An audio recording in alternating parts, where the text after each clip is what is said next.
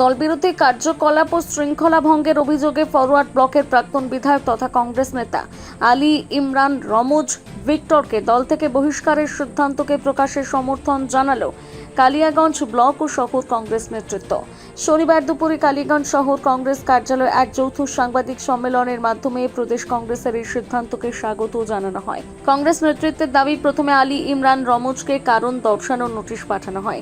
সন্তোষজনক জবাব না মেলায় জেলা ও রাজ্য নেতৃত্বের সুপারিশে দলীয় শৃঙ্খলা ভঙ্গের অভিযোগে তাকে বহিষ্কার করা হয়েছে। সাংবাদিক সম্মেলনে কংগ্রেস নেতা আইয়ুব আনসারি অভিযোগ করেন, ফরওয়ার্ড ব্লক থেকে কংগ্রেসে যোগ দেওয়ার পর দলকে শক্তিশালী করার পরিবর্তে আলী ইমরান রমজ সংগঠনকে দুর্বল করার উদ্দেশ্যে একাধিক দলবিরোধী কর্মকাণ্ডে জড়িয়ে পড়েন। তিনি বলেন, প্রদেশ কংগ্রেসের যে সিদ্ধান্ত ইসলামপুরের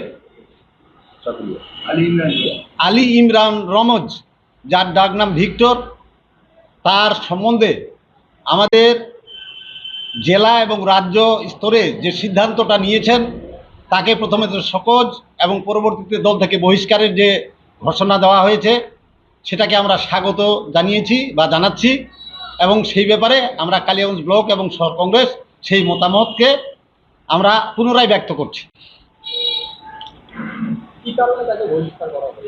আমাদের যে জাতীয় কংগ্রেস একটা দল, এটা একটা প্রাচীনতম ঐতিহ্যবাহী রাজনৈতিক প্রতিষ্ঠান, যা দেশের স্বাধীনতার আগে থেকে নিয়ে আজ পর্যন্ত ধর্মনিরপেক্ষ গণতন্ত্র ও সমাজতন্ত্রের মন্ত্রকে সামনে নিয়ে লড়াই করছে।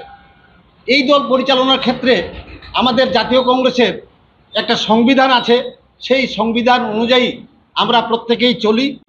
এক্ষেত্রে আমাদের জেলার অতীতে ফরওয়ার্ড ব্লকের প্রাক্তন বিধায়ক আলী ইমরান রমজ আমাদের দলে সংযুক্ত হয়েছিলেন। ইমরান সাহেব দলে যুক্ত হয়ে দলকে সংগঠিত করার ক্ষেত্রে যে ভূমিকা, সেটা না করে দলকে দুর্বল করার একটা চক্রান্তে লিপ্ত হয়েছে।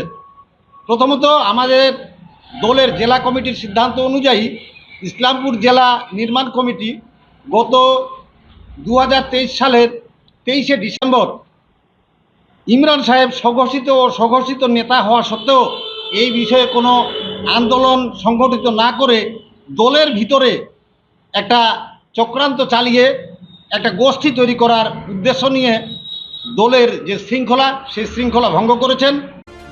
উত্তর দিনাজপুর থেকে অনুপ জয়সওয়ালের প্রতিবেদন, নিউজ টুডে।